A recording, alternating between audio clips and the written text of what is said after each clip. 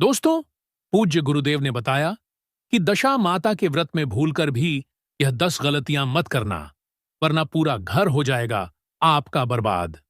जी हां दोस्तों, जैसा कि हम सभी जानते ही हैं कि चैत्र मास के कृष्ण पक्ष की दशमी तिथि, जिस पर दशा माता का व्रत किया जाता है, घर की दशा को सुधारने के लिए, घर में आ रही परेशानियों को दूर करने के लिए। लेकिन इस व्रत के भी कुछ नियम होते हैं जिनका पालन सभी स्त्रियों को करना चाहिए। जो भी स्त्री इन नियमों का पालन करती हैं, तो दशा माता उसके घर की दशा को मात्र 10 दिन में बदल देती है। अर्थात आपके घर में रुपए पैसों को लेकर घर की जो दशा बिगड़ी हुई थी, वह सब माता दशा की कृपा से सुधरने वाली है। देखिए, कई लोग होते हैं जो व्रत भी करते हैं, पूजन भी करते हैं और सभी वो कार्य करते हैं जो कि इस व्रत के किए जाते हैं। लेकिन कई बार ऐसा होता है कि हमारे द्वारा की गई एक छोटी सी गलती हमारे घर की उन्नति नहीं होने देती है। घर में हमेशा तनाव का माहौल बना रहता है। हम करते तो सभी के साथ सही हैं, लेकिन बार बार हमारे साथ कुछ भी अच्छा नहीं होता है। तो पूज्य गुरुदेव ने स्वयं अपनी कथा में बताया कि जो भी स्त्री दशा माता के इस व्रत को करेगी और इस व्रत के इन नियमों का पालन भी करेगी, तो दशा माता मात्र 10 दिन के अंदर आपकी घर की दशा को बदल देगी। दोस्तों, यदि आप इस वीडियो को बीच में छोड़ने का सोच रहे हैं, तो आप अभी छोड़ सकते हैं। लेकिन कृपया ध्यान रखें, अगर आप दशा माता का अपमान करते हैं, तो यह आपके लिए शुभ नहीं रहेगा। दोस्तों, कई लोग होते हैं जो वीडियो को बीच बीच से देखते हैं, काट काट कर देखते हैं, और फिर उन्हें अपने जीवन में कभी भी सफलता नहीं मिल पाती है। इसीलिए आपसे भी हाथ जोड़कर अनुरोध है कि इस वीडियो को अंत तक जरूर देखिएगा। चलिए जानते हैं उन महत्वपूर्ण नियमों के बारे में जिनका पालन आपको करना चाहिए। लेकिन उससे पहले, मेरी जिन भी माताओं बहनों ने इस वीडियो को लाइक नहीं किया है, तो वीडियो को लाइक कर दीजिए। चैनल पर पहली बार आए हैं तो चैनल को सब्सक्राइब अवश्य करिए और कमेंट बॉक्स में सभी माताएं बहनें जय दशा माता जरूर लिखें। मां दशा आपके घर की दशा और दिशा दोनों बदल देगी। आज की इस वीडियो में हम जानेंगे दशा माता व्रत से जुड़ी हुई 10 महत्वपूर्ण जानने योग्य जरूरी नियमों के बारे में। अगर आप इस व्रत को करते हैं, तो इस वीडियो को शुरू से लेकर अंत तक पूरा सुनिए। हिंदू धर्म में दशा माता की पूजा करने का, व्रत करने का नियम और विधान बताया गया है। ऐसी मान्यता है कि जो भी मनुष्य है इस व्रत को करता है, पूरे भक्तिभाव के साथ इस व्रत को रखता है, उसके घर से दुख दरिद्रता का नाश होता है और बरकत बढ़ोतरी उसके घर में बढ़ती ही चली जाती है। सुख संपदा की उसके घर में कभी कोई कमी नहीं रहती। चैत्र महीने की दशमी तिथि पर कृष्ण पक्ष की दशमी तिथि आती है। उसी दिन महिलाएं दशा माता का व्रत रखती हैं और काफी क्षेत्रों में इस व्रत को लगातार 10 दिनों तक भी किया जाता है। होली से अगले दिन डुलेंडी से लेकर कृष्ण पक्ष की दशमी तिथि तक 10 दिनों का महिलाएं व्रत रखते हैं अपने घर की दशा को सुधारने के लिए।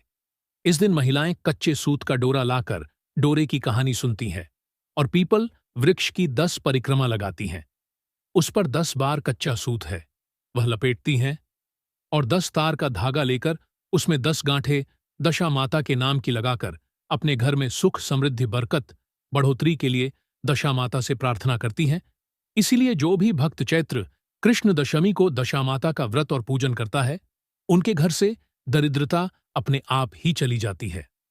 दशा माता का व्रत जब भी आप करते हैं, तो इस व्रत को चैत्र माह के कृष्ण पक्ष की केवल दशमी तिथि के दिन ही रखा जाता है। दूसरा नियम है कि जब भी सुहागिन महिलाएं इस व्रत की शुरुआत करें, तो इस व्रत को आजीवन रखा जाता है। इस व्रत को बीच में छोड़ा नहीं जाता है। आप चाहे तो इस व्रत को किसी दूसरे को दे सकते हैं। मान लीजिए आप सास है, इस व्रत को रखती हैं, तो जब भी आप इस व्रत को छोड़ने का निर्णय लें, तो आप इस व्रत को अपनी बहू को दे सकते हैं, ताकि आजीवन वह इस व्रत के नियमों का पालन कर सकें। या फिर डुलेंदी से लेकर दशमी तिथि तक 10 दिनों तक यह व्रत चलता है। अगर आप 10 दिनों का यह व्रत ना भी रख पाए, तो केवल एक दिन यह व्रत रखकर दशा माता की कृपा के भागीदार आप बन सकते हैं। अगर आपके घर में कोई दूसरा इस व्रत को करने वाला, संभालने वाला नहीं है, तो जब तक आप इस व्रत को कर सकते हैं, तब तक आप इस व्रत को करें। माता दशा माता से अपने घर की दशा को सुधारने के लिए प्रार्थना करें। अगर कोई पूजा में त्रुटि हो तो उसके लिए भी आप क्षमा प्रार्थना अवश्य करें। तीसरा नियम है कि इस दिन कच्चे सूत का 10 तार का डोरा लेकर उसमें बिना कैंची लगाए अपने हाथों से तोड़कर हल्दी में रंग कर उसमें 10 गांठें अपने मन की मनोकामना को बोलकर अपने घर के हालातों को सुधारने के लिए जो भी आपके मन में ऐसी इच्छा है उसको बोलकर करें। आपको इसमें 10 गांठ लगानी है। मां दशा माता की पूजा पीपल वृक्ष के नीचे पीपल की छांव में करने का ही नियम और विधान बताया गया है। अगर आप अपने आसपास में पीपल का वृक्ष है तो आप इस पूजा को वहीं पर करें। अगर किसी वजह से आपके आसपास में पीपल नहीं है तो आप घर पर भी पीपल के 10 पत्ते लाकर दशा माता की फोटो रखकर या दशा माता का नाम लेकर भी आप इस व्रत की पूजा को अपने घर पर भी कर सकते हैं। जब भी आप पीपल वृक्ष के नीचे इस व्रत की पूजा करें तो पीपल वृक्ष को सबसे पहले जल अर्पित करें। धूप दीप प्रज्वलित करके तिलक लगाकर कच्चे सूत की 10 बार परिक्रमा करें। भगवान विष्णु का ध्यान करते हुए आपको यह परिक्रमा करनी है। भगवान विष्णु को सुख समृद्धि का दाता कहा गया है और भगवान विष्णु का जो वास है वह पीपल वृक्ष में बताया गया है। अगर आप पीपल वृक्ष की पूजा करते हैं तो माता लक्ष्मी स्वतः ही खिंची चली आती हैं, क्योंकि माता लक्ष्मी का वास भगवान विष्णु के चरणों में ही बताया गया है। और जब माता लक्ष्मी आपके घर में आएंगी तो आपके घर की आर्थिक दशा है वह सुधरने लगती है।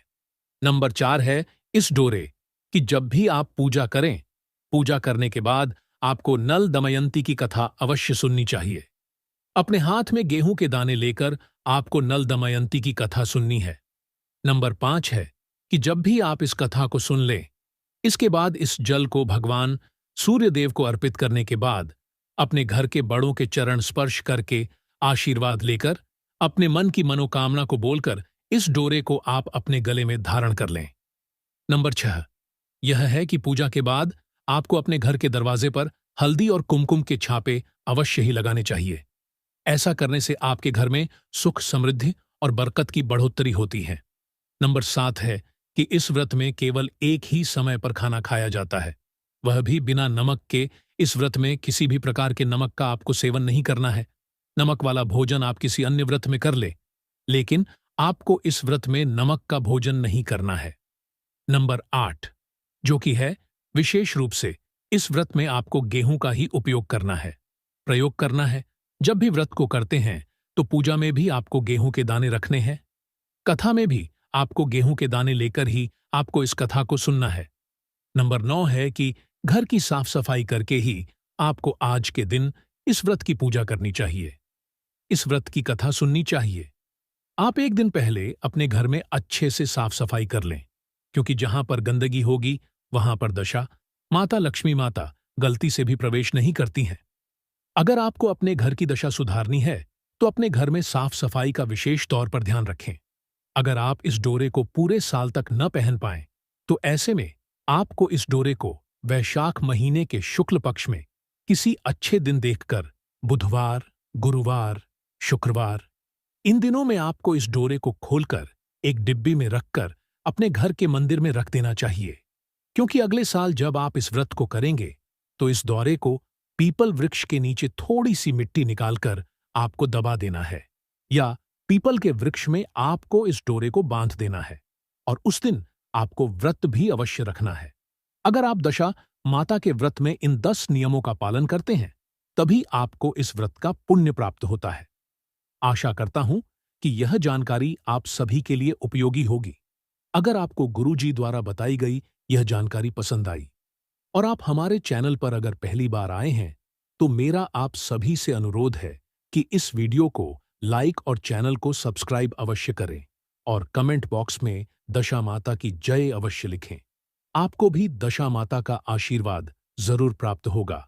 धन्यवाद।